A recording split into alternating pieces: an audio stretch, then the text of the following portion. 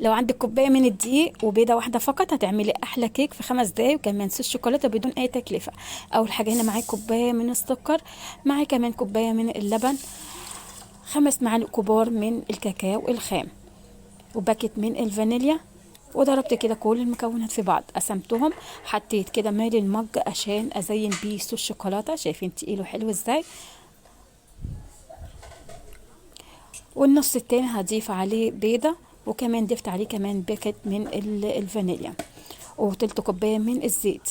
ضربتهم كده حلو جدا في الخلاط وركنتهم على جنب. هنيجي هنا معايا كوباية ونص من الدقيق، طبعا كنت نخلاه حلو جدا، ورشة من الملح، وباكت من البيكنج باودر.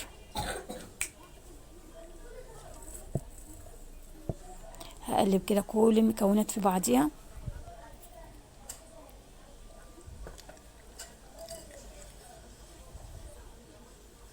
طريقتها سهلة وبسيطة جدا، وفي 5 دقايق هتعملي أحلى كيك. كمان من نص الشوكولاتة هيبقى معاكي تقيل وحلو. ده كده حلو جدا، القوام بتاعها ولا تقيل ولا خفيف، كده متوسط حلو جدا.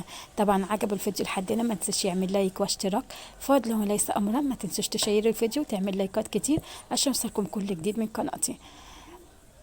بعد كده كنت هنا مجهزه الصينيه ودهنها حلو جدا زيت. حطيت كده فيها الخليط وهسيبه مدة 30 دقيقة، يعني نص ساعة بالظبط، هيبقى معاك الكيك مستوي حلو جدا. خرجته كده من الفرن وسبته هدي خالص. وبعد كده جبت يعني 5 معالق كده من المية، معاهم نص معلقة من السكر، ورشة بسيطة من الفانيليا، وشربت بيه الكيك علشان يبقى معاكي طعمه حلو. بعد كده حطيت اول قطعة من الكيك، ضفت عليها كده كريم الشانتين، كنت مجهزة طبعا.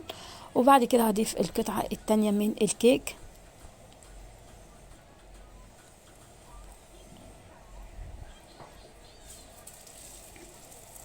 احط كمان عليها كريم شانتين. وبعد كده خلصت ال3 قطع وشربتهم كده. شايفين الصوص الشوكولاته حلو وتقيل ازاي؟ ده كده شكلها النهائي، والسلام.